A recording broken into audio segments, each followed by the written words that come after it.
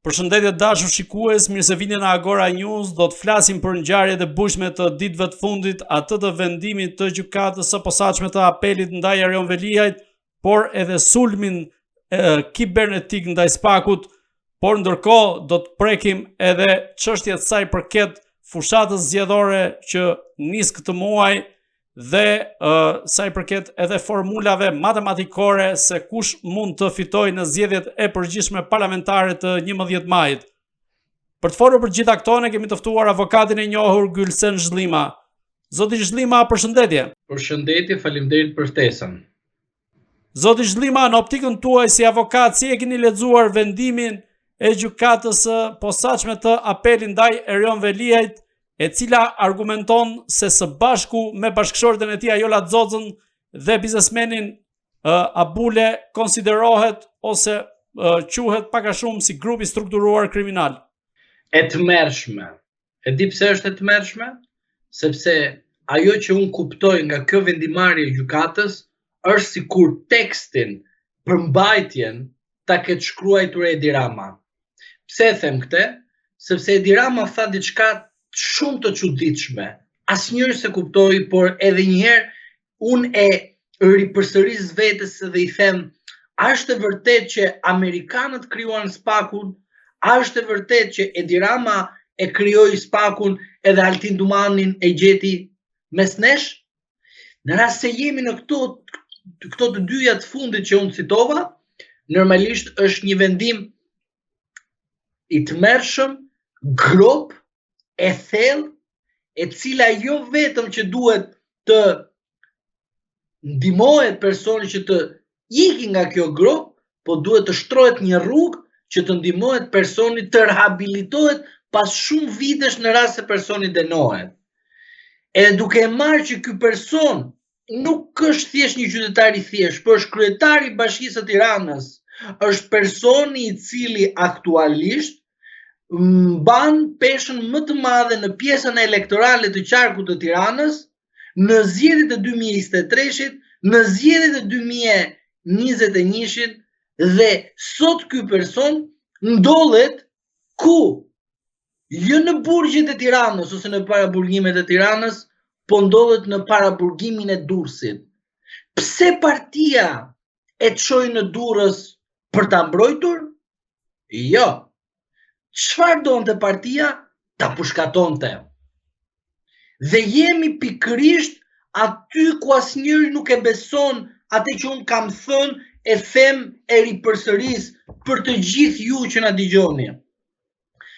Vajtja e Erion Velis në burgun e Durrësit nuk është një kërkesë e prokurorisë së posaçme, por është një kërkesë e Ministrisë së Drejtësisë që Erion Veliaj t'i bëhet grëpa, gjëma më e madhe përveç asaj juridike që ja bëri Spaku dhe bashkë me gjykatat që kemi noterët, ta dini edhe ju këtë, por akoma më keq që Erion Veliaj mos të jetë më në krye të Bashkisë së Tiranës në vajtjen e tij në paraburgimin e Durrësit. Pra, partia të shkatron Kushtetuta e Republikës Shqipërisë sot në 2025 është 1976, ku prokurori ishte mbi gjithçka, kur prokurori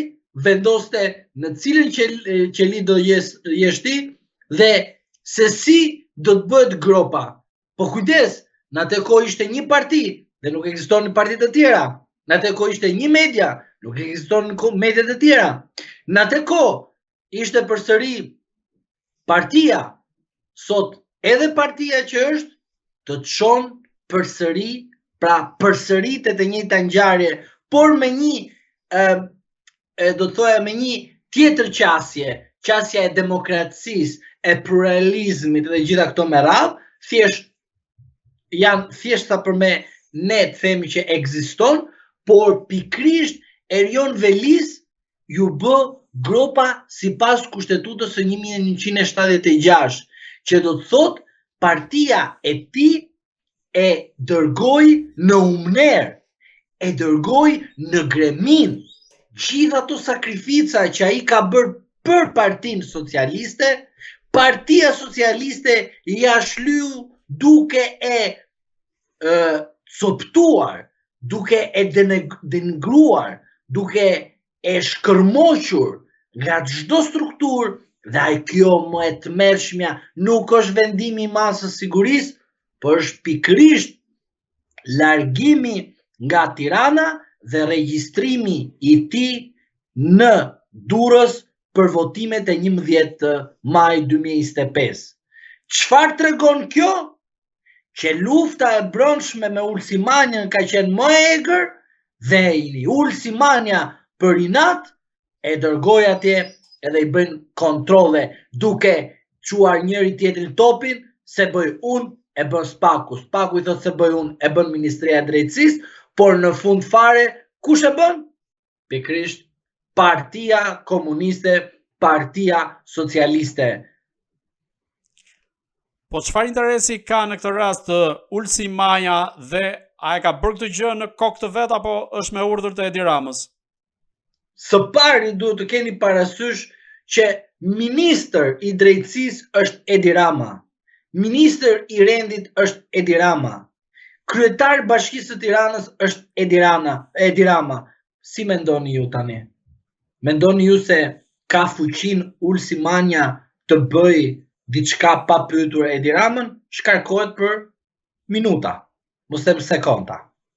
Hajde vëmë edhe procedurën minuta. Por çfarë ndodh në këtë situatë që jemi sot?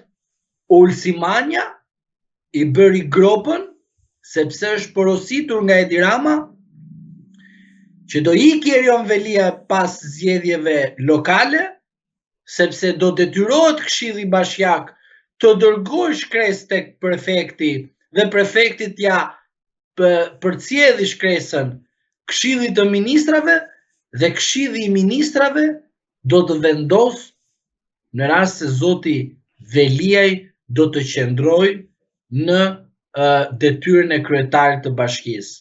Në rast se marrim në referencë ligjin e vetë qeverisjes vendore, nenin 61, gërma C mos gaboj, që thot kryetari i bashkisë duhet të jetë i përhershëm banor i bashkisë, jo i qarkut, i bashkisë së Tiranës, jo bashkisë së Durrësit. Në këto momente që flasim, Partia Socialiste, Ulsimanja i bëri gropën Erion Velis. Greminën, nuk flasim në atë gremin që do pak kohë derisa të zbresësh poshtë, por flasim për të merë, për gjë pa imagjinueshme, gjëra të cilat janë të pa sqaruar më parë se si brenda vetes, brenda llojit ka filluar lufta e egër për ekzistencë.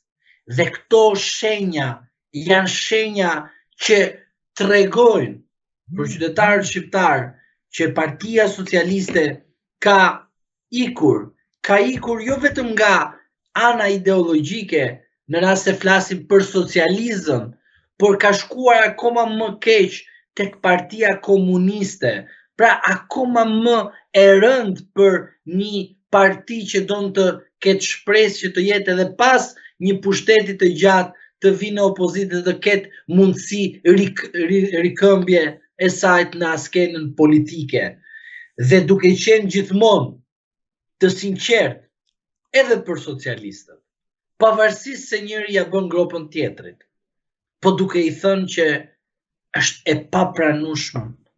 Hitleri të paktën i mbronte dhe i mbante që ishin kriminela, por ky të paktën duhet ta kishte mbrojtur Erion Velin, sepse Erion Velia i bëri fushatën e 2021-shin e 2023-shit.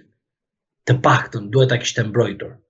Jo në aspektin ligjor, por në aspektin politik. Pse duhet të shkonte Erion Velia në Durrës dhe jo në Tiranë? Çfarë ndryshonte? Godina ndryshonte. kriminalët ndryshonin.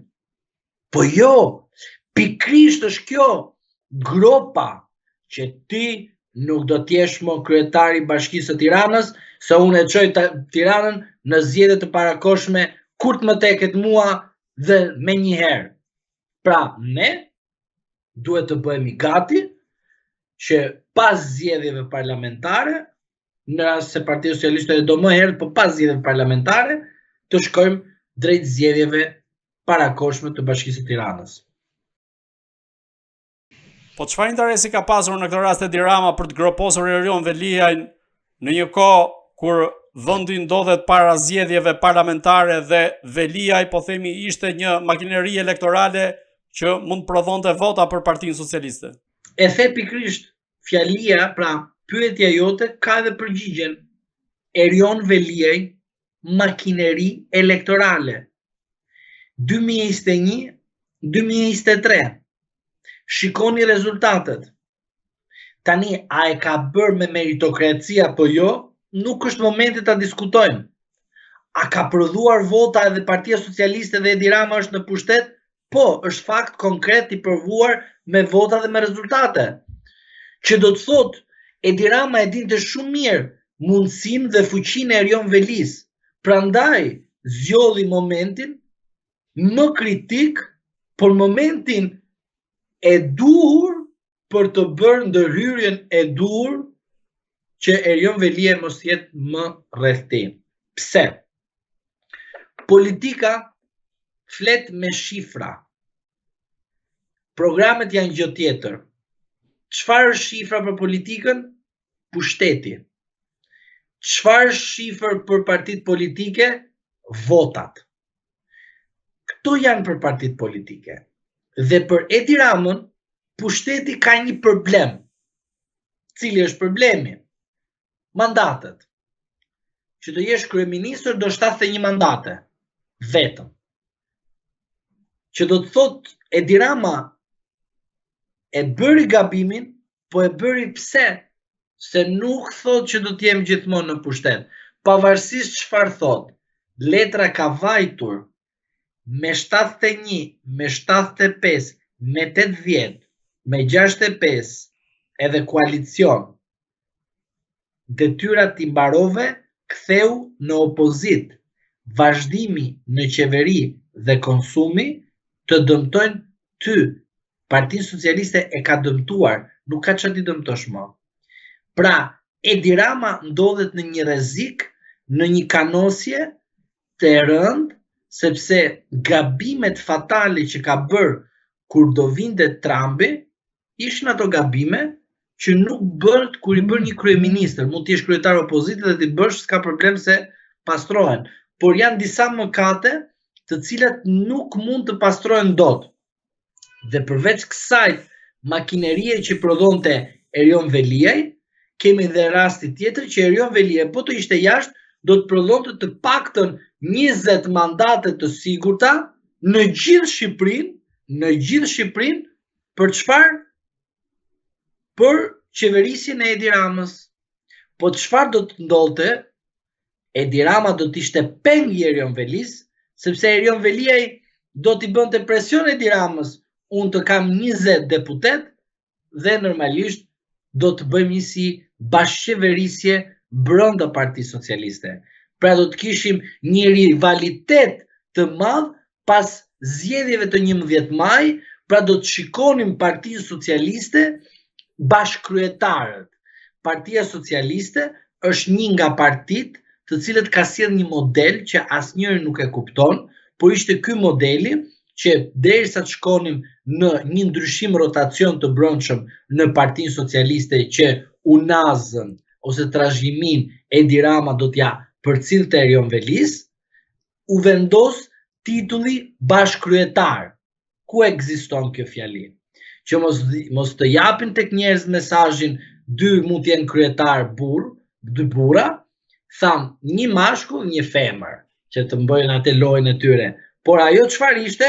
Plani dhe strategjia që do të ishim gradualisht në një lëshim partisë dhe pra nga lëshimi i partisë t'ju jepte Edi Ramës. Duke qenë në këtë situata Edi Rama, tha më mirë të rishikojmë ose më mirë të risjellim në vëmendje popullit ton 1976-ën, që prokurori ishte mbi gjithçka dhe armiqt politik shkonin o në Këshillin e Lagjës o në pushkatim. Prandaj zgjedh që rivalin tim politik do ta çoj aty ku e meriton, pra në burg. Se ta vrasësh s'ka kuptim më.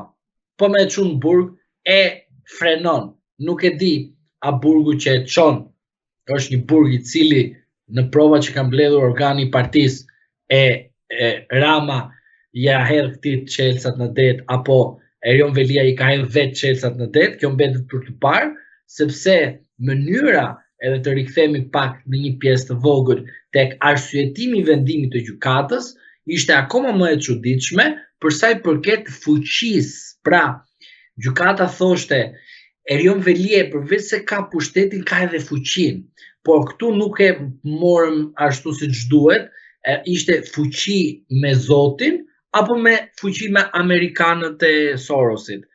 Për këtë gjykata e partisë nuk na dha një përgjigje.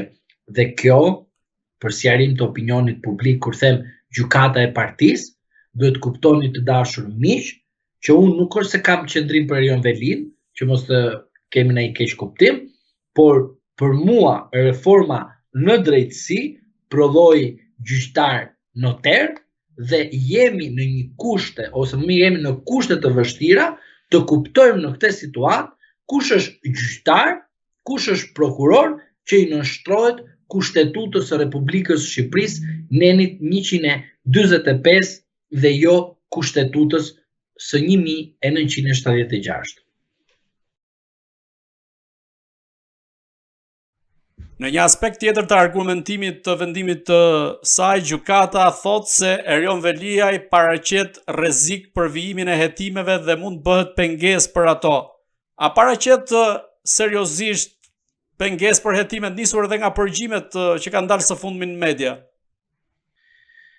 Përgjimet për Erion Velin më kujton që prokurori do të shtrylli të pandehurin jo vetëm në arrest në burg, po edhe brenda burgut ta bëri sapun. Këto janë, do thoja, gjërat shumë të dhimbshme dhe mënyra se si prokuroria sillet me Erion Velin është shumë me të mërshme. Pra unë kuptoj që ka një ego personale. Përtej asaj që ne flasim ego profesionale për të pasqyruar ose për mirë për të prezantuar veten që je një prokuror profesionist. Dhe mënyra se si u lançua rasti i tij, por edhe përgjimet që pati gjatë kohës që ishte brenda, është akoma më e tmerrshme, sepse ajo tregon qartasi mëllefin jo brenda Partisë Socialiste, por mëllefin që ka dhe brenda drejtësia e reformuar nga Partia Socialiste. Kujdes! Pra, nuk flasim amerikano, kinezo, turko, afganezo, që janë këto me radhë. Flasim që kjo reform, këta plepaxhi që i them unë, këta si thonin kur plepaxhi, a i thoshte koleg, këtë tjetër i thoshte lavatrice nga Mjes deri në darkë, a i tjetër lavazh djathtas majtas, Carlo e të tjerë me radhë, Nero dhe të tjerë lavatrice nga Mjes deri në darkë, lavazh, spago i mirë, ju duam, jeni dashuri, futën burger Ilir Metën, e meritonte, kishte dhunë jashtë në rrugë, zero dhunë, asgjë s'kishte, që kishte. Ç'a ndodhi me Sali Berishën? E meriton, ishte janari nga Mjes deri në darkë. Ç'a i bënë në Sali Berishës? Ti je kriminal, piramidat, vrasje, djathtas majtas, dhe i dhanë spakut ka shumë forcë, fuqi, dhe vetë spaku nuk e dinte që ishin të fortë. Dhe këto të dy mediat, pra Carlo dhe Mero Baze, i dhanë ka shumë fuqi se sa të përgjimet kush ja futi Erion Velis? Carlo dhe Mero. Pse? Sepse pikrisht Erion Veliaj u këshillua gabimisht dhe qëllimi ishte i qartë. Porosia ishte e qartë. Dhe porosia ishte e qartë që do të bëni çdo gjë të jetë e mundur që Erion Veliaj të jetë në burg, i varrosur, i kalbur, me ndihmën tuaj. Pra, Carlo dhe Mero ndihmuan në mënyrë perfekte varrosjen, groposjen e Erion Velis. Nuk flas për fushatën mediatike që një politikani e bën. Jo, flas e diçka tjetër, që brenda vendimarrjes thonte se si ky të bënte një artikull kundër një prokurori më e rëndë. Rasti tjetër që është këshilluar që unë futem në regjistër kush më do qefi të di kush më kallëzoi. E tmerrshme. Këto gjëra ti thënë shokët dhe miq që të mbrojnë, por njerëzit që ti bashkëpunon dhe të bëjnë gropën me justifikimin që po të bëjnë nder ose fushat mediatike për të mbrojtur ty dhe për të goditur prokurorët, era pare kam parë, nuk ka studim në botë të më thotë që Erion Veliaj fiton në gjykatën e lartë me këto prova që kanë dalë. Pena dihet kush është. Dhe ky redaktori dihet kush është. Dhe porositësi dihet kush është. Kush është redaktori në këtë rast? Redaktori për këtë rast për mua është Edi Rama, regjizori Edi Rama, skenaristi Edi Rama. Nderin që i ka bërë Carlo dhe Mero Edi Ramës që Erion Veliaj të groposet me kaq përgjime që edhe një krye trafikanti, një njeriu që ka vra 300 veta, nuk i bëhet një përgjim i tillë në burg. Pra, redaktori është Edi Rama, kryetari i KLG-s është Edi Rama, kryetari i KLP-s është Edi Rama, kryetari i gjykatës kushtetuese është Edi Rama, kryetari i gjykatës lartë është Edi Rama, kryetari i AMës është Rama. Pse e them unë këtë? Jo sepse xhelozoj se Rama ka pushtetet, se unë nuk ja kam falë Ramës pushtetet, dhe s'bëj gabim t'ja falë, askujt asnjë pushtet, se pushteti nuk është i përjetshëm. Por gjithsesi është histori tjetër kjo, më do merrem një moment tjetër. Por të gjitha këto pushtete ja kanë dhënë individ që nesër ta groposin Edi Ramën. Pse të them ta groposin? Sepse masa e sigurisë ndaj Sali Berishës, detyrim paraqitje, pa shkuar në kuvend, ishte një mas për Edi Ramën. E kam thënë asnjë se beson. Përsëri do ta them. Dhe në rast se Edi Rama më dëgjon, të pyesi këshilltarët më të mirë. Dhe mos të merret me ata zagarët e vet që ka djathtas majtas që janë po shef, po shef. Po të pyesi praktika gjyqësore në gjykatën kushtetuese, që u bë legjitimimi i detyrimit paraqitje, si një formë që deputeti merr në çdo moment në hetime dhe procedohet penalisht, është grop për Edi Ramën dhe jo për Sali Berishën. Për Sali Berishën ishte shkaku, se duhet ishte një pretekst. Kjo ndodh edhe për çdo politikan tjetër në Shqipëri. Po, të mbetemi pak tek Erion Veliaj sa i përket përgjimeve të tij. Veliaj kaq naiv ishte sa që nuk arrinte ta kuptonte se po përgjohej, teksa dhe këshillohej nga jashtë që të mos fliste me emra, të mos përmendte ngjarje konkrete etj me radhë, dhe kaq naiv ishte sa që nuk e kuptonte se këto përgjime mund përdoreshin kundër tij qoftë edhe në gjykat. Naiviteti dhe ignoranca kanë disa diferenca, por unë do të them do mbetem te ignoranca, ose kur themi për një person ti je ignorant. Pra, ignorant çfarë do të thotë? I paditur. Pra, nuk është ofendim fjala ignorant. Militant të ignorancës do të thotë një person që nuk dëshiron të mësoj sepse i pëlqen vetja. Njerëzit të cilët janë në pushtet ka një smundje të rëndë që quhet ignoranca. Kjo është vjen si pasojë e pushtetit dhe të qenurit të rrethuar me njerëz të cilët janë servil dhe në asnjë moment nuk do të thoj kur unë jam kundër kësaj që do bësh ti me 1, 2, 3, 4 gjëra, dhe duke thënë gjithmonë sa bukur sa mirë e bën, ua sa hydhje ti do na çosh do na bësh kryeministër, nesër president dhe pas nesër mbret. Kjo është ignoranca dhe naiviteti që e bëri Erion Velin që të mendoj që është i paprekshëm, dhe përveç kësajt, ignoranca dhe naiviteti vjen pikërisht këtu, ku rasti i fondacionit Soros, që ka ndihmuar Erion Velin të bëhet pjesë e politikës shqiptare.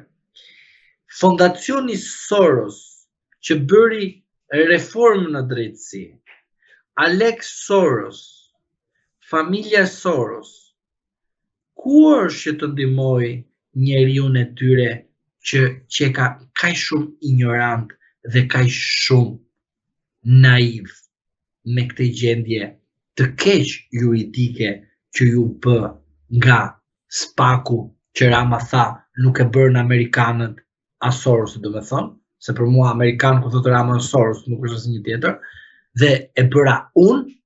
Pra çfarë na tregon? Na tregon naivitetin e Erion Velis që besoi fondacionin Soros.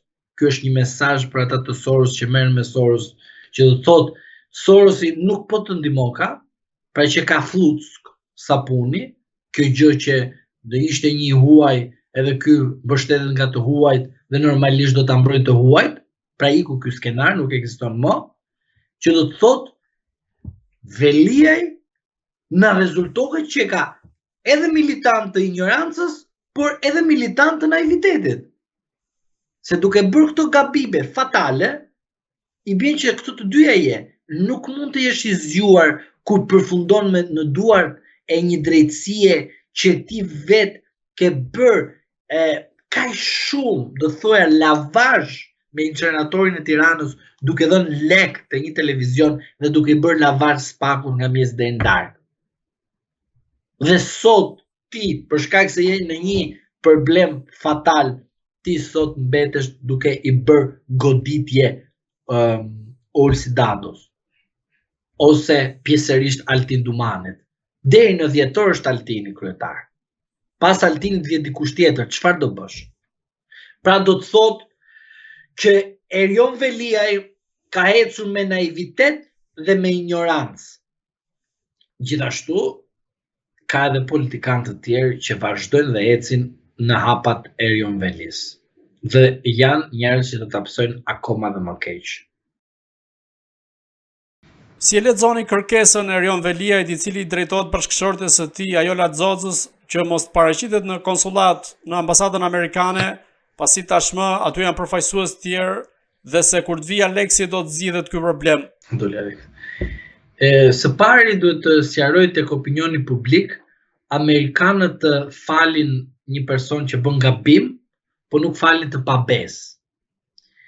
Falin një person i cili mund mos të dinte që po bënte një vepër penale, po nuk falin hajdutin që i vjedh nga taksat e tyre. Pra amerikanët kanë një filozofi shumë të mirë. Në rast se tek amerikanët je i qartë me atë që bën, ata nuk të kenë në një shënjestër ose një tabel qitje, sepse ata respektojnë mendimin tënd. Në rast se ti i jep fjalën dhe deli pa besë, normalisht do kesh pasoja. Çfarë ndodhi? Ambasada amerikane në Tiranë ka qenë ambasada e Partisë Demokratike Amerikane, fondacioni Soros. Por me ardhin e Trump, një pjesë e tyre kanë ikur dhe normalisht Erion Veliaj, duke ditur situatën, i ka thënë gruas së tij, mos shko se po të hoqën vizën, normalisht do m'bëhet gropa mua.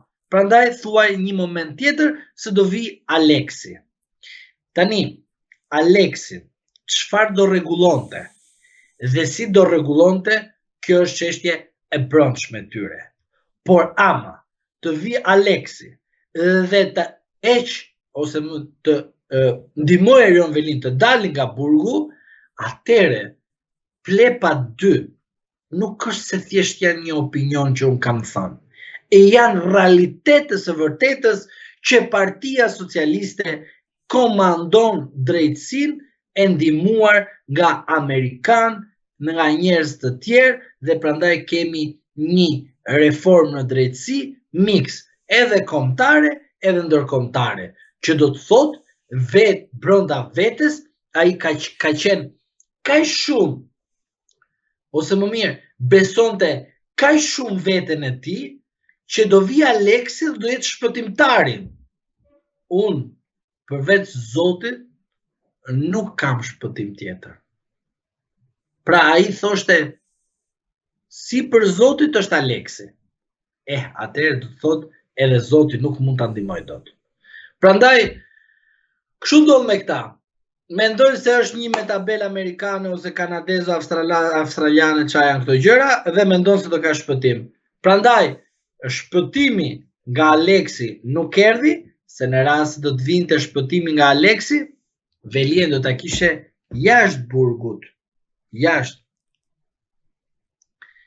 burgut do ta kishe. Dhe kur do ta kishe sot të lirë. Nisur nga përgjimet që kanë dalë në media, rezulton gjithashtu një deklaratë e Veliajt i cili thotë se për kokën e tij janë vendosur 2 milion euro dhe kërkon që për të informohet edhe kryeministri Edi Rama. Ju si avokat, si e lexoni një deklaratë të tillë? Kemi të bëjmë me një inskenim këtu në këtë rast apo vërtet mund të jenë kërkuar 2 milion euro për kokën e Erion Veliajt? Mos ta harxojmë kohë, sepse koha është flori dhe normalisht sajesat dhe skenaret janë të tmerrshme. Edhe një herë, Erion Veliaj ka ikur nga Partia Socialiste me 28 korrik 2024, unë këtë di. Tani, çfarë thot Erion Veliaj nga brenda dhe se si ai e citon për të marrë vëmendjen e kryeministrit, të cilën e ka humbur me kohë, nuk kam çfarë të komentoj. Këto janë pralla. Po ashtu në një rast ai thotë se përfaqësues nga Ministria e Drejtësisë kanë shkuar në burg dhe i kanë kthyer përmbys qelin. Në këtë rast, çfarë ka dashur të arrijë Ulsi Maja përmes këtij aksioni në burg, për t'i vendosur përgjues, për ta mbajtur në kontroll Erion Veliajn, apo fshihet diçka tjetër? Kë fundit fshihet diçka tjetër. E di çfarë fshihet? Fshihet diçka që këta zyrtarët e lartë që mbajnë edhe karrikin, kanë edhe ankthin me vete, se i mbaj paralelisht këto janë dy sende, mund t'i quash, po janë dy budalliqe, të cilat i mbajnë dhe në fund fare përfundojnë burgaxhin. Të jemi realistë edhe tek opinioni publik, por edhe ata se ka dhe zyrtarë që shikojnë edhe ndjekin, unë thjesht po i them diçka. Në rast se do karriken, zbato ligjin. Në rast se bashkë me karriken kërkon edhe ankthin dhe stresin, thjesht për të dukur i mirë të këtë tjerët, shiko Erion Velin si përfundoi në burg. Pra, në rast se ke shkelur ligjin, do të bëjnë të njëjtën gjë si Erion Velis. Edhe Ulsi Manja, të njëjtën gjë kam, të njëjtin mesazh është edhe për Ulsi Manjan. Sot je ti ministër, nesër të vjen një ministër tjetër i ri dhe normalisht të fut spakun, të futesh në burg dhe nuk kontrollon vetëm ty, merr kontrollon edhe qimet e flokut. Që do të thotë, ky është një mesazh i qartë për grupin e tyre, brenda vetes. Është një mesazh shumë i qartë, nuk e po e kuptojnë. Po do jetë, e di kur do ta kuptojnë, kur të vi momenti, do e kuptojnë që shiko si ja kemi fut vetes edhe se kemi kuptuar në momentin e duhur. Se këtë që po i bën Erion Velis, nesër do vi radhë ta bëj dikush tjetër, tek prapë te njeriu i vet. Por në një moment kur do të ketë ndryshuar qeveria dhe nuk do të jetë më Partia Socialiste, do vi një ministër tjetër dhe do t'ja bëj të socialistët, do t'ja bëj të gjithë bashkë pastaj. Po ky është dëm i madh për njerëzit të cilët janë në Partinë Socialiste, sepse do digjet edhe njomi edhe thati bashkë, që s'duhet bëhet kjo gjë. Po këto po e bën praktik, që nesër kush të vi i ri, thot ça, ky i vjetër ka qenë kështu, po marrim këtë ta çojmë model. Edhe rasti Ahmetaj që nuk po e përsërisim, Ahmetaj çfarë i tha? Erioni tha, kujdes të vjen radha. Çfarë i tha Belës? Bela, po të vjen radha. Ato akoma, jo s'vjen mua se unë jam i fuqishëm. Orë ti po të thot ai në azil dhe e din që po të vjen radha. Se e ka studiuar terrenin, e din shumë qartë se si punohet. Kështu ndodh edhe për pushtetin ekonomik. Orë mos merr leje ndërtimi, more. Orë se do të vi radha, po se kupton. Pse se kupton? Sepse ai akoma ose ajo, janë në botën e tyre, janë akoma duke fluturuar me avion. Dhe nuk e mendojnë se kur avioni të ulet, nuk do ulet në mënyrë ashtu si themi prit kilometri kaq ulet kaq kom poshtë kështu me radhë, nuk do të bëhet kështu. Avioni do zbres në mënyrë urgjente me njëherë, ashtu si zbriti Erion Veliaj. Kush ishte ai që thoshte që Erion Veliaj do arrestohet? Asnjëri s'thoshte nga këta. Edhe Ulsiu, se besonte. Edhe Bela se beson për vete. Edhe Ballu, edhe Ballu nuk e beson për vete. Derisa t'i vinë derë. Edhe Xhafaj nuk e beson për vete. Kur t'i vinë derë, marrin rezerv fikse në telefon. Po kaloi, flaka kaluar. Ata se kanë kuptuar se koha që po të kalojnë tani në këto momente që jemi, është flaka e tyre, po nuk po e kuptojnë. E di pse nuk e kuptojnë, sepse mendojnë sepse do ta çojnë partinë përpara, këtë është parti që nga politikan të përfundon në burgaxhi, pse është vlerë nga politikan shkosh në burg. Është antivlera burgu. Pse është antivlera burgu? Sepse nuk po shkon për një aksident. Po shkon në burg për shkak se akuzohesh për vjedhje zotëri, jo për aksident, që është ka bërë nga pakujdesia. Pra çfarë kemi të bërë si shoqëri? Kemi vendosur burgun si dekorat. Është e tmerrshme vetëm duke e menduar. Po dekorat burgu është kur ke bërë një gabim penal, që është në kuptimin e pamundësisë, pra pamundësia në kuptimin për të vjedhur për të pasuruar, nuk them në këtë kuptim. Pamundësia e cila nuk të bërë që ti si individ të kishe mundësinë që të bëj një veprim dhe ke bërë veprën penale në pakujdesi ose jo me dashje direkt, po indirekte. Po jo ti duke bërë veprën penale me dashje direkte edhe duke marrë përfitimet e saj, edhe duke quar veten nga politikanët që është burgaxhi. Ky është problemi i madh që këta na e sjellin si një parim, si një vlerë, si një meritokraci. Ky është problemi më i madh që kemi. A janë Taulant Balla dhe Belinda Balluku ata të cilët do të përballen me drejtsinë pas Erion Veliajt dhe cilat janë dosjet konkrete që ato mund t'i djegin? Së pari, Veliaj do të përdori një mekanizëm që është përdorur më parë që derisa u futa unë brenda, normalisht radhën e ka dikush tjetër, po do një kohë. Balluku, Taulant Balla, do të hetohen për gjëra të cilat nuk kanë të bëjnë me qeverisjen e vendit, por kanë të bëjnë me komunikime me individ të tjerë. Pse e them kështu? Sepse Berisha e ka thënë shumë qartë. Taulant Balla është person i cili dyshohet për Berishën, që ky ka bërë komunikime me grupe të ndryshme rivale në qarkun e Elbasanit. Ky është fakt që ka thënë Sali Berisha, se kam thënë unë. Por ama duke analizuar, duke marrë unë si një referencë, them që Taulant Balla do të ketë një problem në të ardhmen.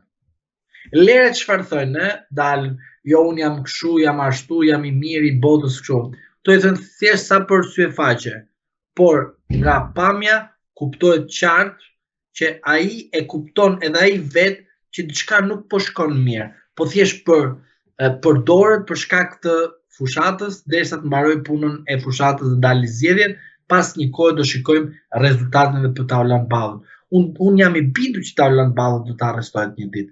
Nuk e di a do të jetë për rastin që thot Berisha apo për diçka tjetër, por në rast se provat dalin akoma më shumë, pra janë edhe me një tendencë e bashkëpunimi evropian, sigurisht që SPAK-u do detyrohet në një formë dhe në një mënyrë që të bëjë arrestimin e Taulant Ballës. Tani, a do jetë të arrestimi për atë që Berisha thot, apo do jetë arrestimi për diçka tjetër gjatë kohës së fushatës që mund të jetë përgjuar, apo të kemi ndonjë fakt konkret penal për Taulant Ballën, normalisht unë jam i bindur që ndodhë diçka tjetër. Por ajo që unë besoj që do të shpëtohet në mënyrë graduale, por edhe do të hetohet, po edhe do të lëshohet, po edhe do të hetohet, edhe do të lëshohet. Dhe në një moment të fundit do të lëshohet nga Edi Rama, është Belinda Balluku, pavarësisht pushtetit që ka pasur dhe ka aktualisht. Pse them këtë? Sepse mënyra dhe makineria, ose më mirë, manuali që përdor Rama ndaj çdo zëvendës kryeminist ndaj tij, ka qenë kjo: e përdor, e lëshon, e flak, dhe pastaj e dërgon diku më poshtë se sa duhet. Për shembull, rasti Peleshit ishte ai zëvendës kryeministër, e largoi, e lëshoi në rrugë, pastaj e mori për shkak të një rrethant të caktuara, mos ta ripërsërisim, e tham përpara, para shumë kohësh. Pastaj kemi Erion Braçe, po ashtu zëvendës kryeministër, e mori, lëshoi, e la atje, pastaj e mori nga andej, tani e çoi në Tiranë, aty ku nuk ka ide në ku po ndodhet, pavarësisht se është socialist i vjetër. Dhe kështu ndodhi edhe me Ahmetan, i cilin e mori, e lëshoi, e la, e shkërmoqi djathtas para poshtë, kështu me radhë, ministri këto e përdori, çfarë e bëri në fund fare, nga politikan e bëri burgaxhi. Pra, modeli ose mënyra se si Rama bën politikën e tij në raport me marrëdhëniet partijake brenda partisë vet, nuk kupton qartazi që edhe Balluku në një moment të duhur për Edi Ramën dhe në një moment ku Edi Rama do të mendoj se jemi drejt një mbarimit, normalisht dhe Balluku do të arrestohet. Ajo çfarë nuk dihet në krahasim me Ballukun dhe Ballën është a do iki Balluku e para apo do iki Balla. Sepse ajo që unë kuptoj është që dikush do lëshohet me detyrim. Pse do të lëshohet me detyrim? Sepse marrëveshjet politike janë ato të cilët mos harrojmë faktin se edhe Erion Veliaj u bën 46 protesta jashtë Bashkisë së Tiranës kundër Erion Velis, dhe në protestën që nuk ekzistoi kurrë, 47 ishte kryetar bashkie Edi Rama. Pra, pse patëm një ndalesë? Prandaj çdo gjë që ndodh në Shqipëri në këtë kohë, në këtë situatë që jemi, është një lojë e bukur, e cila lojë kërkon maturi, kërkon vëmendje. Ajo që unë them, as për Velian, as për Ballukun, as për Talon Ballën, nuk jam dakord të arrestimi, nuk jam dakord procedimi. Jam dakord për këtë gjë. Zotri, konfiskoni, sekuestroni, nuk i kanë llogaritë në rregull, aty bëjmë atë që duhet bëjmë. Por burgosi, për të kënaqur opinionin publik, që po futen disa kurban, e kanë bërë, s'kanë bërë, s'ka gjë, e shikojmë kur të vi momenti, nuk jam dakord. Unë them që në rast se doni t'i fusni në burg, po hetojeni në gjendje të lirë, dhe kur do të mbushet ajo që themi kupa në apel, atëherë aplikoni ose futet në burg ekzekutim të menjëhershëm, ose mos e fut fare, se po na bëni një kosto kaq shumë të madh se duke na i fut në burg, në fund fare nga gjykatat e huaja do të marrin në pafajësi, në fund fare do pagojmë ne si qytetar shqiptar dhe asnjë prokuror i cili ka qenë dele partisë nuk do pagojë asgjë. Referuar dosjes së Spakut, por edhe vendimit të gjykatës së posaçme të apelit, theksohet se me kërkesë të Erion Veliajt, një dëshmitare e quajtur Greta Domi ka takuar kryeministrin Edi Rama. Ky takim nga ana e kryeministrit Edi Rama është një ndërhyrje flagrante në sistemin e drejtësisë dhe në procesin ndaj Erion Veliajt? Unë mendoj se është një film, nuk ekziston asgjë, thjesht është një makinacion që përdoret për të treguar që shiko, Erion nuk je vetëm aty brenda. Unë s'kam pasur dim asgjë të bëj ty, sepse nuk kam pushtetin. Mos të më përzini me pushtetin e gjyqësor. Për mua është i pavarur. Kjo është loja që Edi Rama bën. Është loja, ajo loja që bëri fillimisht i ra tavolinës. Edi Rama e mani mend besoj, pastaj tha, çfarë standarde janë këto, si bën këto standarde kështu, pastaj tha, ati Xhafajt e Eltien Xhafajt mos gaboj, tha, mos fol mo kundër drejtësisë ti se mori lumi. Tani, edhe ti më thua mua, ky takimi u bën ku bë, është i vërtet, është imagjinar apo jo, sepse është qesharak, se edhe sikur të bëhet, përsëri, Rama do bëj sikur po e bën. Pse po e them këtë? Rasti i apelit çfarë ishte? ku ekziston ma sigurie të gjykohet 3 ditë radhazi. 1, 2, 3. Ore, 1 ditë, brenda 1 ore, 45 minuta, bye, brenda. Nuk pyet gjyqtari aty që t'japi ty kohë, jo një me prova dhe kështu. Çfarë ishte ajo? Ajo ishte diçka tjetër. Prap bashkëpunim plepa 2. Brenda llojit, brenda Partisë Socialiste. Rama nuk e donte më Erion Velin sepse ishte një skenar ekstrem i bukur për gabim që Erion Velia se bëri, se mori mente Carlos edhe Meros. Gjithsesi, le ta gjejmë vetë, është çështje e brendshme. Ashtu si bën edhe disa Amerikanë. Aty kur i thua, po ku ishit ju të reagonit, a na falni, ajo është çështje juaj e brendshme, ne nuk merrem me çështje të brendshme. Tani vim tek rasti dhe skenari ekstrem. Velia do të bënte masë e sigurisë dhe do të lejet në burg. Me këto prova që janë. Velia do t'jepte dorëheqjen si kryetar bashkie, duke dhënë justifikimin që unë nuk kam çfarë të prish, se kam dhënë dorëheqjen, dhe Edi Rama do u detyronte të vendoste Veliajn në zonë të sigurt në Tiranë, të ta kishte deputet. Por Edi Rama nuk ka rënë dakord kurrë në këtë skenar dhe ka refuzuar. Por çfarë pati ndihmën? Ndihmën që pati ishte procedurale, që Dado dhe Altin Dumani kërkuan kohë përpara gjykatës. Pse? Për të sjellur disa prova.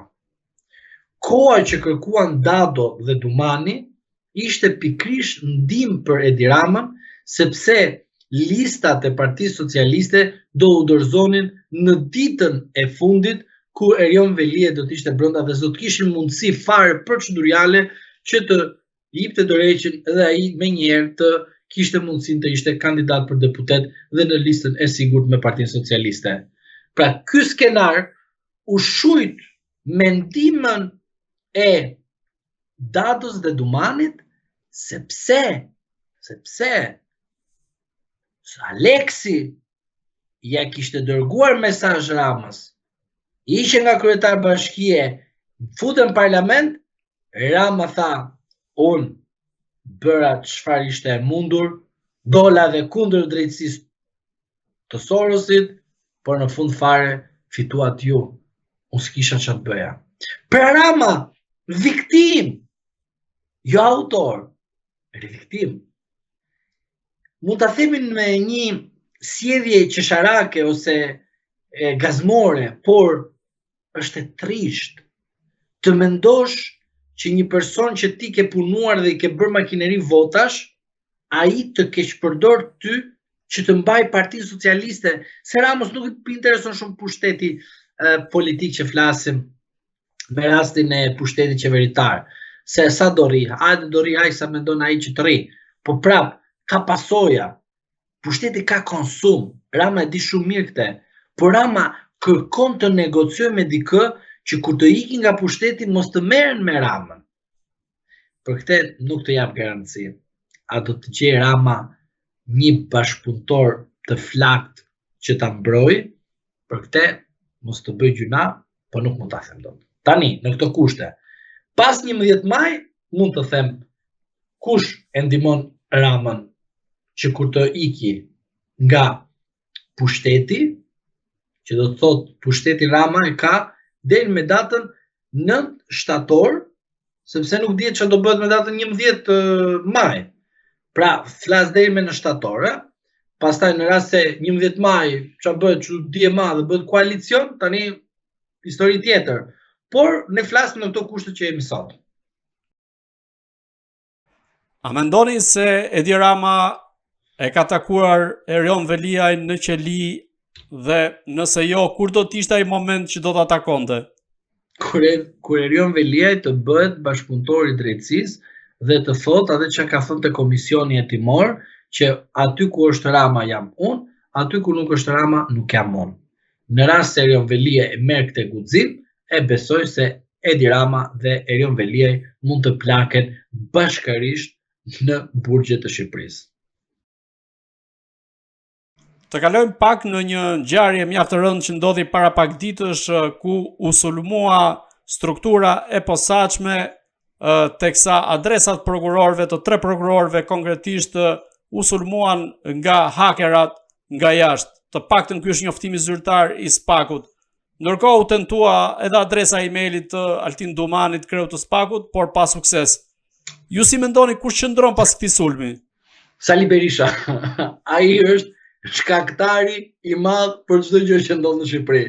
Fajin e ka Saliu. Fajin e ka Saliu. Edhe për këtë Saliu e ka bërë. Mbaroi.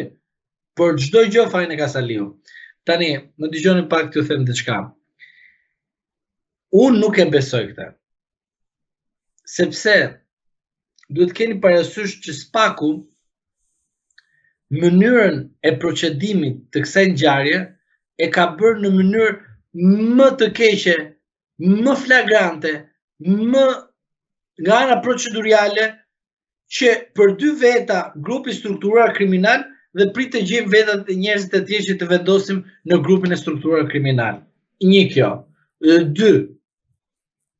SPAK-u nuk merret dot me këtë vepër penale sepse nuk është në kompetencën e tij, pavarësisht se është viktime e kësaj gjëje, viktimë thonjës, ha. Nuk merret. Dhe nuk procedon tjetër grupi strukturar kriminal, prit se po gjejmë të tjerët ne. Pateri që ka amator. Si nuk pas ka ndodhur kur kjo ngjarje. Dhe përveç kësaj, më lejon të them edhe këtë gjë. Në rast se një institucion kushtetues, pavarësisht veprimtarisë së tij, nuk ka një institucion tjetër që ta kontrollojë në rast se ka ndodhur në të vërtetë ky fakt apo jo, për mua është e pabesueshme. Nuk e besoj. Edhe sikur të kenë të arrestuar 100.000 veta, përfshi dhe Sali Berishën këtu, se vdesin ata. Kur çdo gjë edhe Sali Berisha, edhe këtu Sali Berisha ka fajin. Tani, nuk mund të ndodhë kjo gjë. Nuk ka ndodhur kur kjo gjë. Ky është një skenar për të hequr vëmendjen e paaftësisë së SPAK-ut për të luftuar krimet zgjedhore dhe këtu do jemi, do shikosh që më shumë do goditen ata të opozitës se sa ata të pushtetit. Dhe këtu do të jemi pikërisht të shikojmë akoma dhe këtë tjetrën që po luftohet që rasti Veliajt të konvertohet me arrestimin e disa drejtorëve kot, pa vlerë fare, pas një kuptim, po thjesht që të shënohet që SPAK-u bëri haptan, po futet, po bërë namin. Përgjimet në SPAK për mua janë 0. Nuk ka ndodhur kurrë dhe nuk mund të goditet një institucion në këtë formë ashtu si e pasqyrë SPAK-u. Pse po ta them nuk ekziston?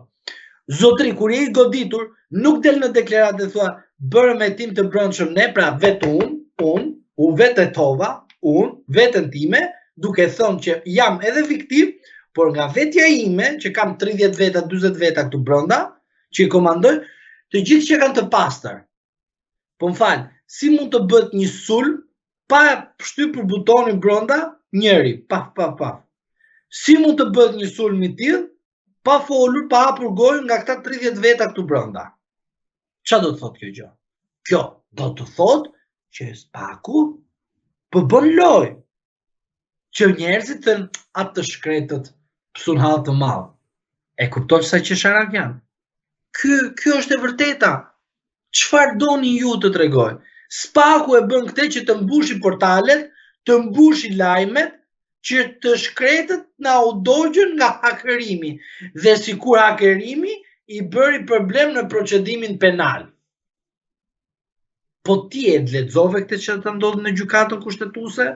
Që tha prokurori, ne i pyesim gazetarët ose ata na pyesin ne, çfarë sekreti të nxjerrim. Tani e ka njeri tru pak dua tu pak, jo shumë, pak tru. Si ka mundësi gazetari të pyesi prokurorin dhe si ka mundësi prokurori publikisht, e kupto ku jemi ma. Ora kur them unë 1976, ju mendon se nuk e kam të vërtet. Ora aty jemi, që prokurori bë ka çfarë do ka qefi, edhe me gazetarët, sepse shkojnë disa gazetarë me u bë të bukur apo të bukura, çfarë ku e di unë çfarë. I them prokurori, ata nxjerrim ne këtë? Në të vërtetë se dëgjova me zë dhe figurë dhe ishte tmerrsisht e rënd, madje dhe gjyqtarja e pyeti nëse Le gjyqtari, kur thu këto gjyqtari. Jo, gjyqtarja e pyeti nëse kjo është praktik midis gazetarit dhe prokurorit apo bazohet në ligj. Ndërkohë ai përgjigj që është praktik. Ndërkohë që e gjitha ajo që dëgjova ishte vërtet skandal. E dëgjove, shqyr që dëgjove, po këtu është ta dëgjojnë edhe shok tanë, miqtë tanë që na ndjekin këtu. Kushtetuta e 1976-s ekziston në mentalitetin e prokurorëve. Si mund të thuash ti tek trupi gjykues te gjykata kushtetuese që gazetari na pyet a ta nxjerrim këtë sekret apo jo? Ku ekziston kjo gjë? Ma sillni më në një praktik në Kanada, në Amerikë. Ai ndodh kjo gjë në Amerikë. E di kur mund të hapen këto sekretet e timore? Kur i pandeuri don vet. Kur merr një uri të akteve edhe fillon të shpërndajë kudo, po do dali drejtësia ime. Në atë moment ikën sekreti hetimor. Kur i pandeuri dhe personi në hetim merr vesh për materialet që janë brenda tij. Dhe vetëm i pandeuri ka të drejtë nxjerrë ato gjëra. Asnjë tjetër. Gazetari ka të drejtën e tij, që është e normuar ndërkombëtarisht. Gazetari është i lirë dhe gazetari nuk ka atë varësi të pavarësisë që themi. Është i lirë dhe nuk mund të nxjerrë sekretin hetimor. E kuptoni në 2025 dhe ti më thua që ndodhi ky rast në gjykatën kushtetuese që një prokuror tha këtë gjë që gazetarët na pyesin dhe i themi ne jo këtë nxjerr, këtë mos e nxjerr sepse ky është sekret hetimor. A e kuptoni ku jemi? Pra, jemi në diktaturë juridike dhe qytetarët nuk e kuptojnë. Shkoni përfundojnë nga përdyrët e gjykatave dhe mos na merrni me në telefon avokatët. Avokat po na fusin në burg. Çfarë të bëjmë më? Kur ti heshte nëpërmjet votës tënde që e shite. Mos e shit votën, voto kundër, ndryshoj, nuk të pëlqen Edi Rama, ndryshoj, nuk të pëlqen Sali Berisha, ndrysho votën tënde, që të shpëtosh edhe ti. Jo pastaj avokat, më gjyqin. E po çfarë më gjyqin kur ti ke votuar 500 herë të njëjtën parti? Se si do ndryshohet praktika? Si do ndryshohet praktika në gjykat? Nëpërmjet votës ndryshohet. Si ndryshohet ky mentalitet i keq që prokurori qeka garipi më i madh dhe gjykatat nënshtrohen gariplikut e një amatori i cili thot publikisht që na pyesin dhe i pyesim edhe dhe japim kështu flet rufene edhe shpërndani. Pra, të them edhe diçka tjetër që e falenderoj, se kjo është perlë për mua, edhe nuk mund ta humb këtë rast, të lutem. Kur unë kam bërë intervistë me ty, të kam thënë plepa 2.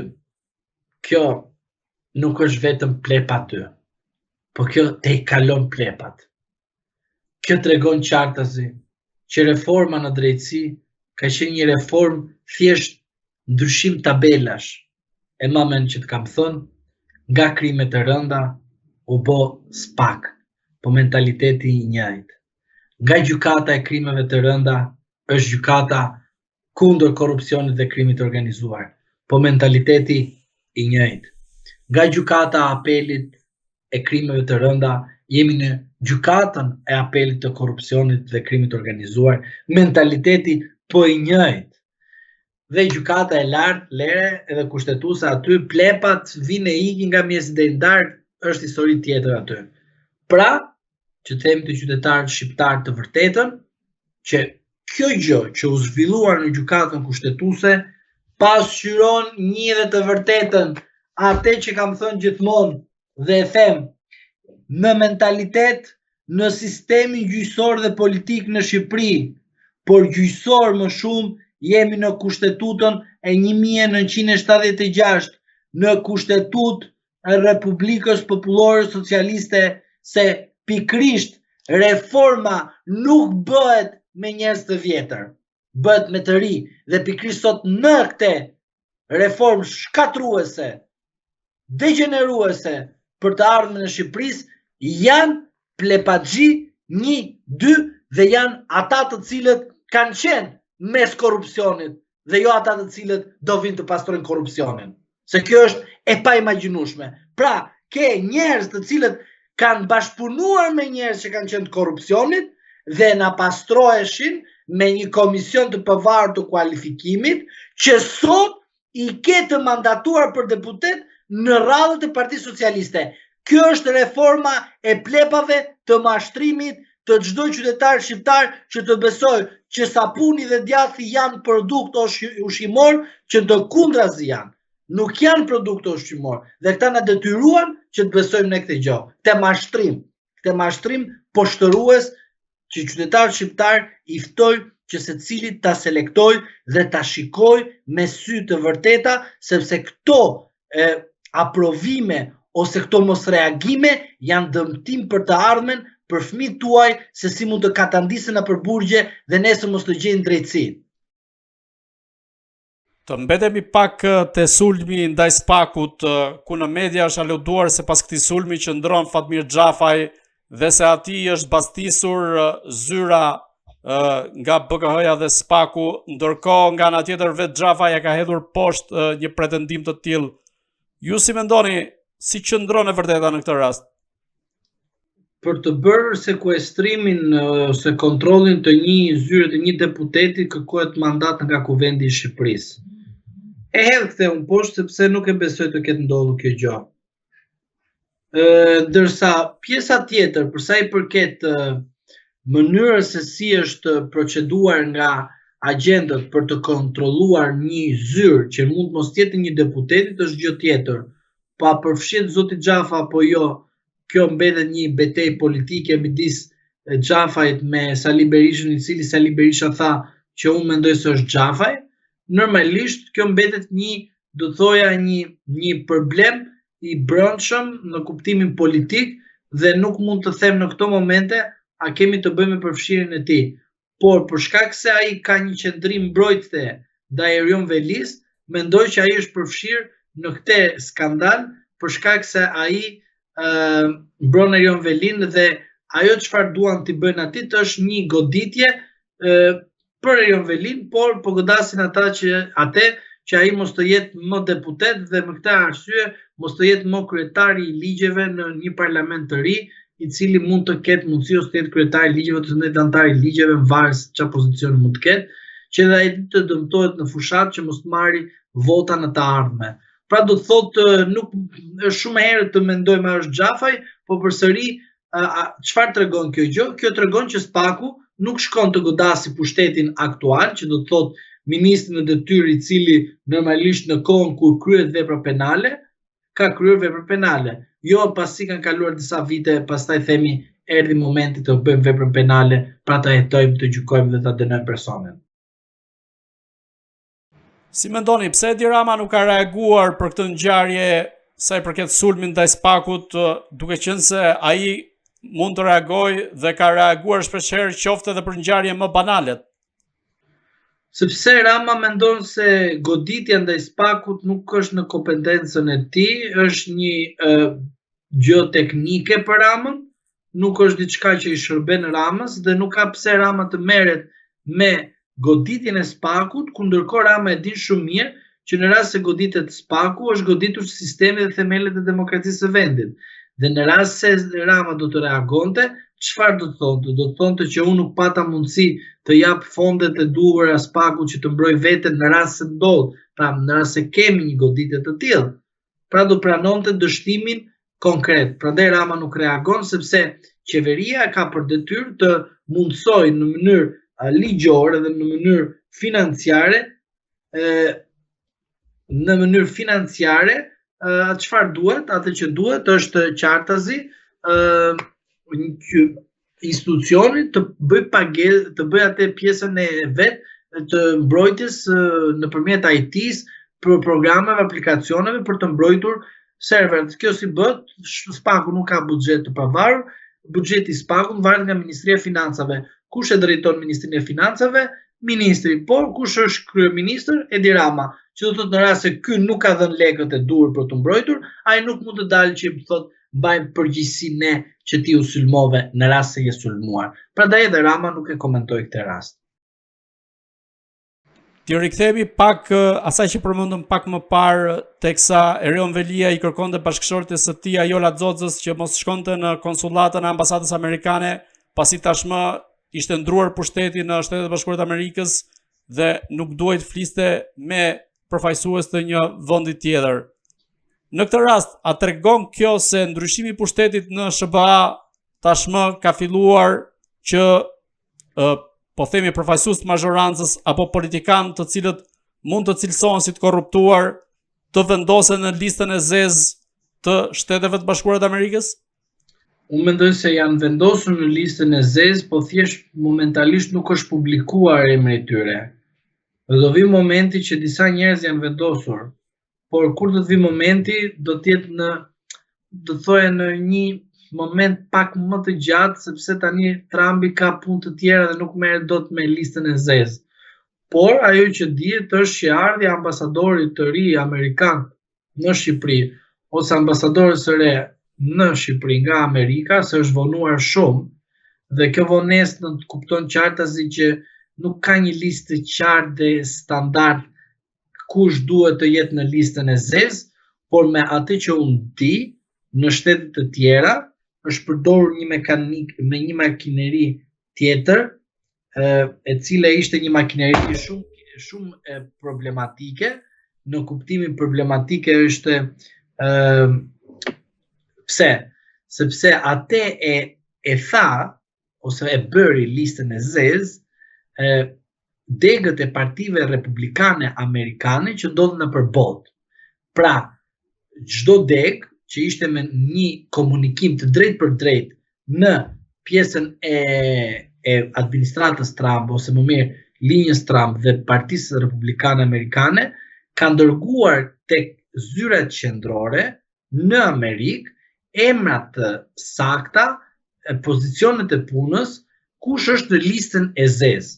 Por që të përpunohet kjo listë dhe të filtrohet, do pak kohë, por të jeni të bindur që kjo është bërë, pra edhe në Shqipëri, një person ose një zyrtar që është me një nivel të posaçëm dhe ka një komunikim me Partinë Republikane Amerikane, ka dërguar një listë të gjatë nga Shqipëria me 69 emra, të cilët nuk janë ende të ditur, po do të bëhen publike në kalimin e kohës, që do të kemi të radhitura sipas degës së republikanëve amerikanë, të cilët do të thonë që këto vendet, këto individ, jo vetëm që kanë cenuar marrëdhëniet midis dy vendeve, duke qenë pjesë e fondacionit Soros, por këto individ kanë tentuar të prishin dhe imazhin e presidentit Trump në vendin e tyre.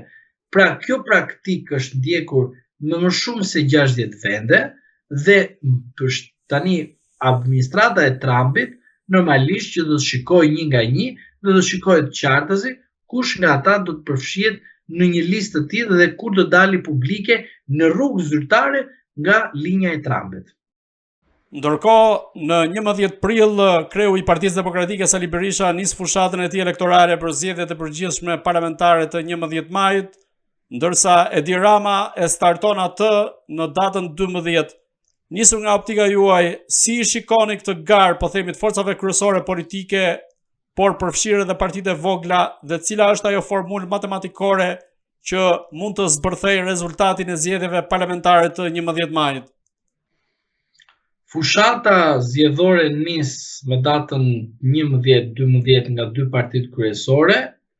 Unë shikoj që dy partitë kryesore janë pothuajse të vakët në aspektin e aksionit politik, nuk është se ka një prezencë të thekur dhe të shtuar në aspektin social qytetar, pra nuk janë të zgjeruar përtej rrethit e tyre politik, por ajo që unë mendoj është që edhe Edi Rama dhe Sali Berisha në mendjen e tyre kanë një nevojë ekstreme të bashkëpunimit për vetëmbrojtje dhe mbijetesë politike.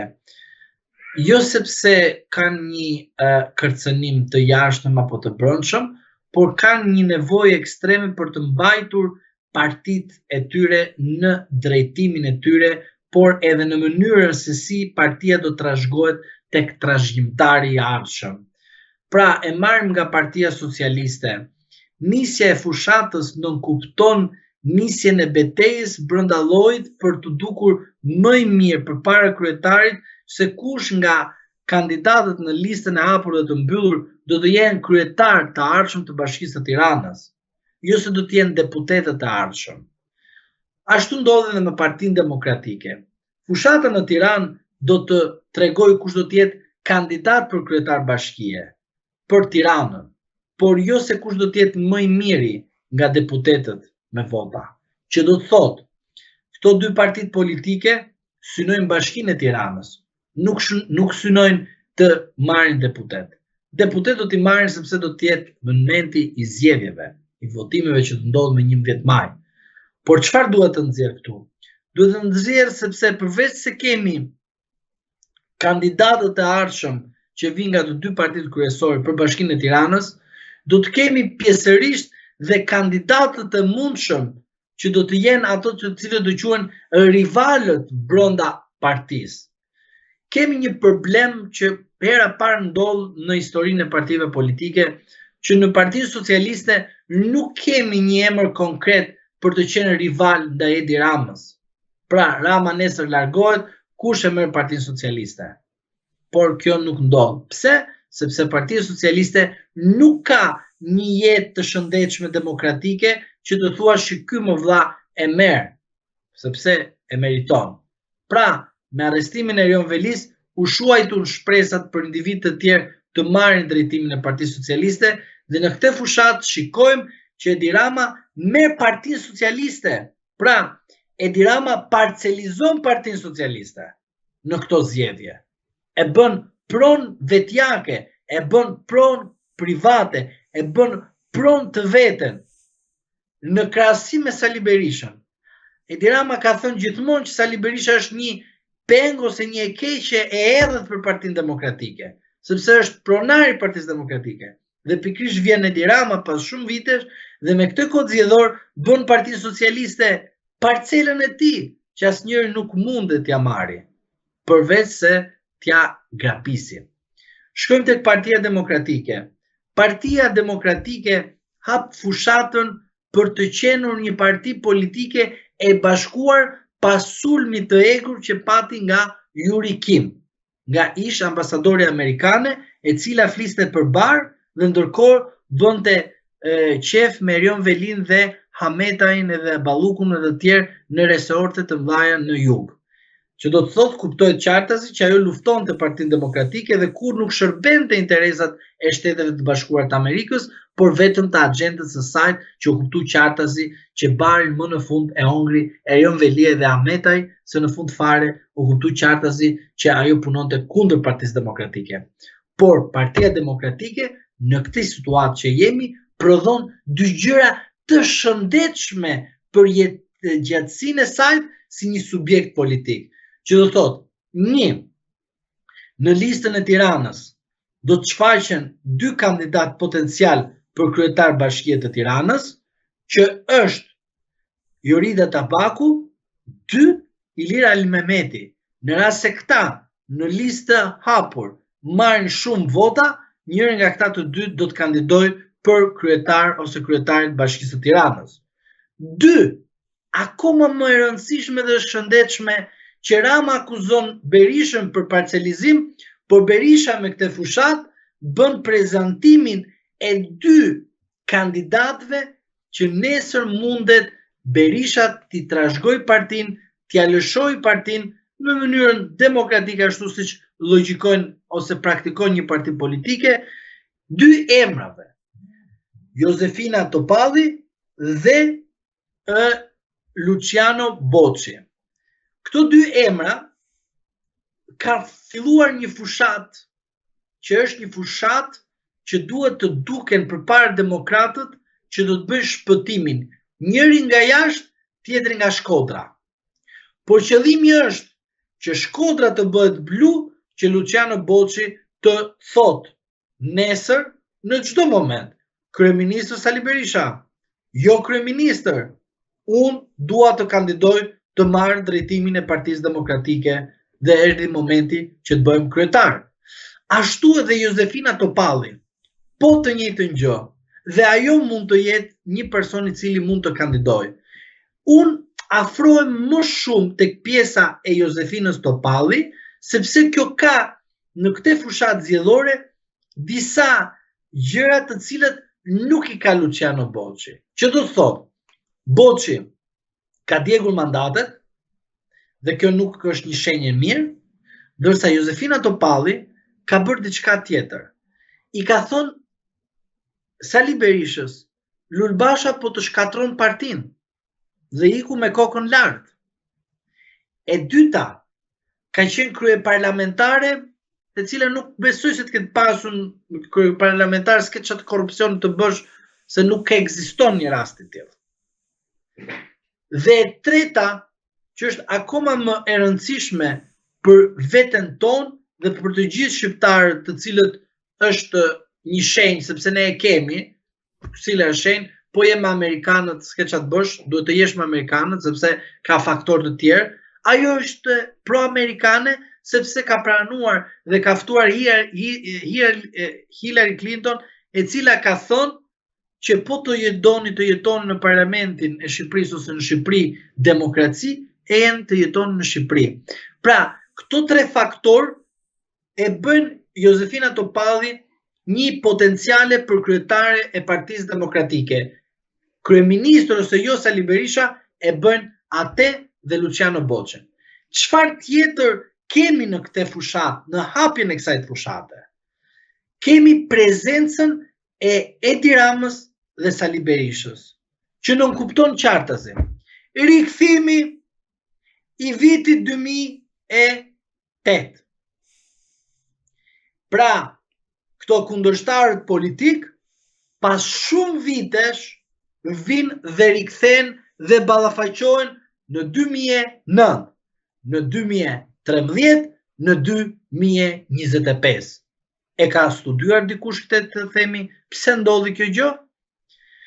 Sepse pikrisht mënyra se si u punuar që Sali Berisha të rikthehet dhe fuqishëm për të qenë në një aksion politik për të rimarrë pushtetin dhe për të dhënë frym brenda Partisë Demokratike, që ishte do thoya e shkatruar nga mosveprimi I Lulzim Bashës për të marrë drejtimin e vendit, me kaq dhurata që janë bërë këtij njeriu, Lulzim Bashës janë bërë dhurata që nuk mund t'i bëri asnjë, të qenurit kaq shumë afër e pushtetit dhe të jesh bërë palë me Edi Ramën dhe sot armik me partinë që e promovoi, e bëri ministër, e bëri kryetar bashkie, e bëri kryetar partie, e bëri kryetar opozite, I dha të gjitha ato gjëra të cilët ti që ti fitosh këto do vite mund edhe ti të kesh të paktën edhe një flok të bardhë,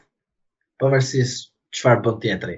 Por puna është këtu që në këtë fushat rikthehet Sali Berisha dhe Edi Rama.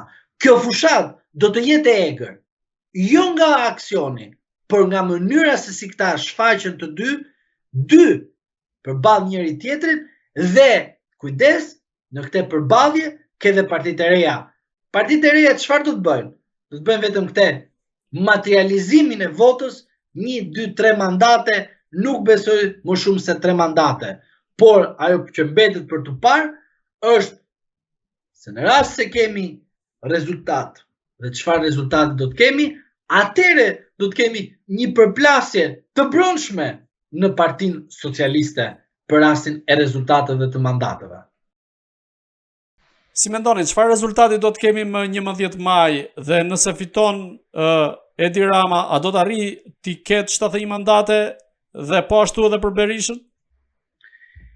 Për Partinë Socialiste, unë shikoj që në rast se shkon në 71 mandate, që unë nuk e dëshiroj fare e vetme, ta themi ashtu siç duhet, është rrezik për Partinë Socialiste, sepse Partia Socialiste pas shumë vitesh nuk do ketë mundësi të marrë veten jo si Partia Demokratike, por nuk do t'i gjejnë jo pedalet, por nuk do t'i gjejnë as godinën Partisë Socialiste. Jam I bindur për këtë që them, edhe e them me plot gojën edhe e them me bindje absolute. Në rast se socialistët të ndershëm duan Partinë Socialiste, e mira është një pjesë e tyre mos ta votoj, sepse do të dëmtoj Partinë Socialiste. Përsa i përket mandateve.